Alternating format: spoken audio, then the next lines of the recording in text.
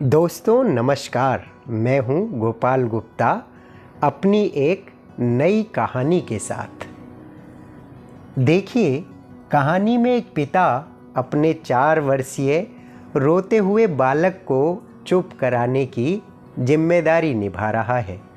बालक है कि मानता ही नहीं, कुछ देर चुप होता है, फिर रोने लगता है और पिता को कभी ये रूप तो कभी वो रूप बदल बदल कर उसे चुप कराना पड़ता है।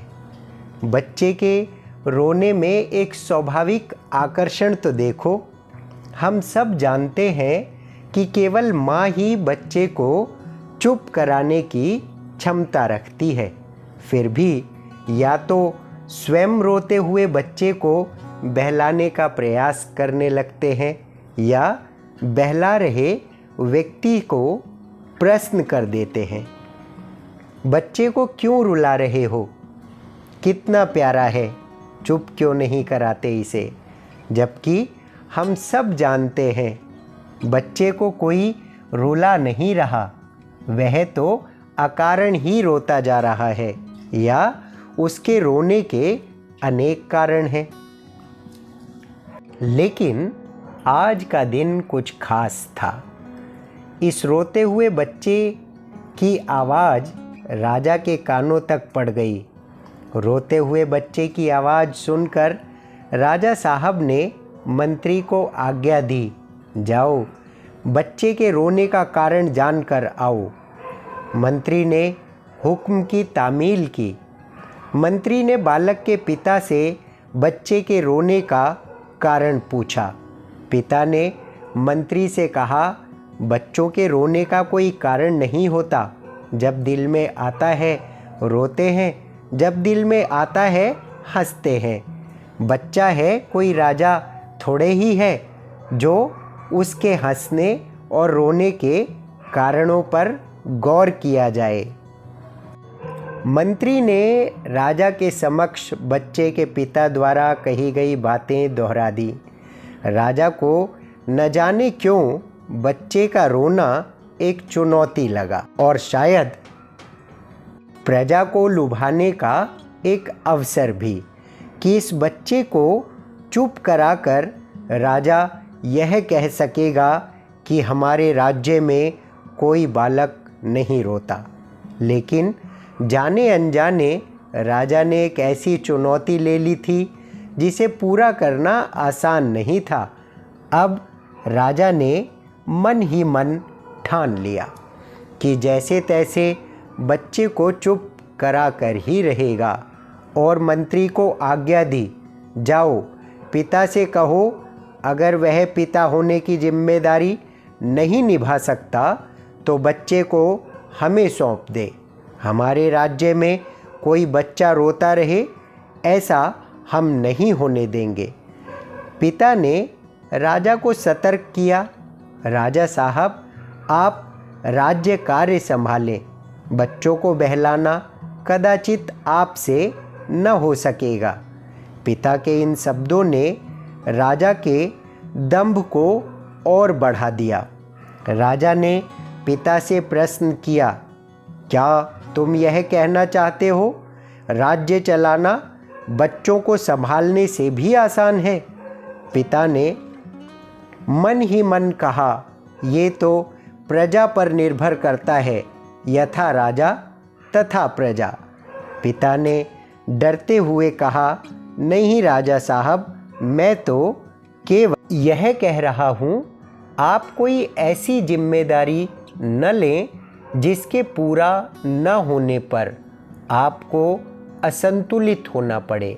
खैर, राजा ने पिता की एक न सुनी और बच्चे को अपने नियंत्रण में ले लिया। बच्चे को गोद में लेकर राजा ने दुलार करते हुए कहा, क्या लोगे बेटा? अजनबी चेहरे को देखकर बच्चा कुछ देर डर कर चुप रहा। राजा ने कहा, देखा बच्चा तो अपने आप ही चुप हो गया।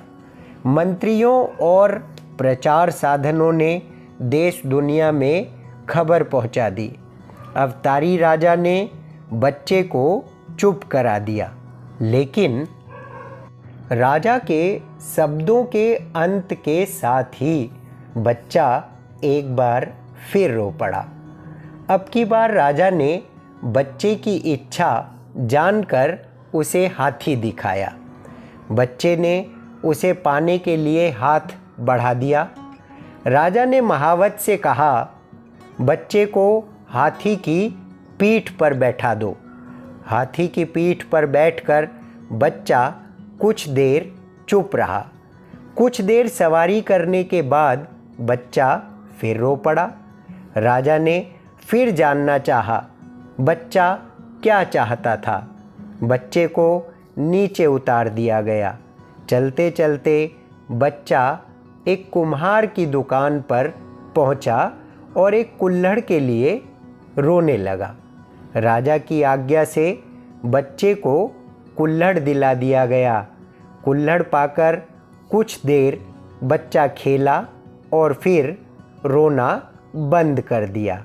राजा ने कुछ देर चैन की सांस ली, लेकिन फिर रोना शुरू कर दिया। बच्चा अब की बार बच्चे की मांग ऐसी थी जिसे जानकर राजा समझ गया कि उसने कठिन चुनौती ले ली है। उसे पिता की बात पहले ही मान लेनी चाहिए थी। असल में हुआ कुछ यूँ था। बच्चा कुल्हड़ में हाथी को घुसाने की जिद को लेकर रो रहा था, जिसे पूरा करना असंभव था। हारा हुआ राजा बच्चे को उसके पिता को सौंपकर सर पर हाथ रखकर आगे बढ़ गया और मंत्री को आदेश दिया, ऐलान करा दो कि हमारे राज्य में भी केवल बच्चे रोते हैं, केवल बच्चे रोते हैं। इस प्रकार राजा को समझ आया कि उसने स्वयं ही अनावश्यक चुनौती ले ली। दोस्तों, जीवन में कुछ चुनौतियाँ हमें प्रकृति से मिलती हैं और कुछ हम स्वयं ले लेते हैं। कुछ पल आंखें बंद कीजिए, ध्यान दीजिए आपके सामने क्या क्या चुनौतियां हैं। वास्तव में किसी शख्स की शख्सियत इस बात पर निर्भर करती है कि उसने किस प्रकार की चुनौतियों का सामना करना चाहा। कहीं आप भी इस राजा के जैसी चुनौती का सामना तो नहीं कर रहे? यकीन मानिए, ऐसी चुनौतियां आपके जीवन को केवल और केवल असंतुलित करती हैं। ऐसी चुनौतियां चुनें जो जीवन को संतुलित बनाएं। इसी सुझाव के साथ लेता हूँ विदा। मिलूँगा फिर एक नए विषय के साथ। तब तक के लिए अलविदा। धन्यवाद।